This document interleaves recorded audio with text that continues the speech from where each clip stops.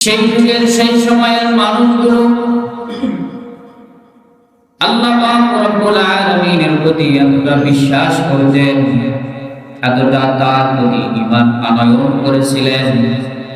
জমিনের ভিতরে যদি কোনো ফসল রোপণ করতেন, তারা কোনো পানির চিন্তা করত না। তখন কোনো মোটর ছিল না, কোনো টিউবওয়েল ছিল না, কোনো কুয়া ছিল না। মরুভূমির ভিতরে বিশাল বিশাল ফলের বাগান, বিশাল বিশাল ফলের বাগান, এত বড় বড় বাগানগুলো চাষ করত। এই ফলের বাগানগুলো কি দিয়ে চাষ হতো, একটা কিতাবের ভিতরে বর্ণনা করে একজন রাখাল মাঠের ভিতরে বসে আছেন, শুয়ে আছেন। হঠাৎ করে আসমানের ভিতরে মেঘ দেখলেন। মেঘ, এক খণ্ড মেঘ। মেঘের ভিতর থেকে একজন মানুষের আওয়াজ আসলো।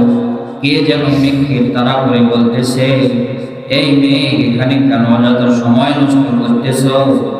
যাও অমুক পাহাড়ের নিচে আমার একজন বান্দা বাগানের ভিতরে অপেক্ষা করতেছে, তুমি তাড়াতাড়ি যাও, সেখানে বৃষ্টি বর্ষণ করো।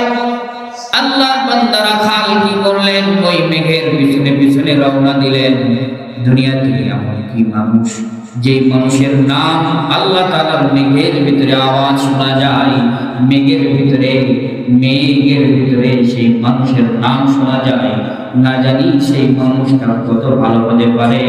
সেই মানুষকে দেখার জন্য রাখাল পিছনে পিছনে রওনা দিয়ে দিয়েছে। যাইতে যাইতে দেখে ঠিক মেঘ একটা উঁচা পাহাড়, বিশাল বড় উঁচা পাহাড়। এই উঁচা পাহাড়ের উপরে ভারী বর্ষণ বৃষ্টি হলো। বৃষ্টি হওয়ার পরে পানিগুলো একটাও নষ্ট হলো না, পাথরের চিপাই চিপাই দিয়ে যেন ড্রেন হয়ে পানিগুলো পথ চলতে আরম্ভ করলো। আশ্চর্যজনক বিষয়, কথা বলেন ঠিক কিনা? আল্লাহর বান্দা পানির সাথে সাথে রওনা দিয়ে দিলেন, সামনের দিকে আগাইতেছেন। যাইতে যাইতে দেখে পানিগুলো পাথরের চিপা চিপা দিয়ে একটা বাগানের ভিতরে পানিগুলো প্রবেশ করতেছে। আর এই বাগানের মালিক কোদাল দিয়ে দিয়ে এদিক সেদিক করতেছে, এই গাছ থেকে ওই গাছে সেচতেছে। বলেন সুবহানাল্লাহ।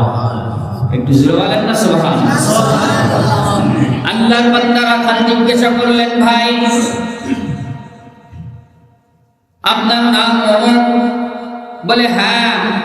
বলে আপনি এত বড় কি আমল করেন যে আমলের কারণে আপনার আওয়াজ মেঘের ভিতরে শোনা যায়?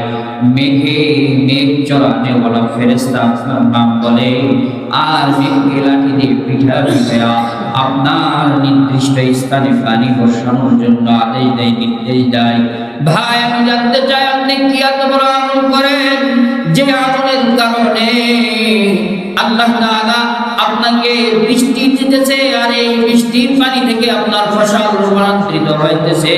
আপনি কি এত বড় আমল করেন?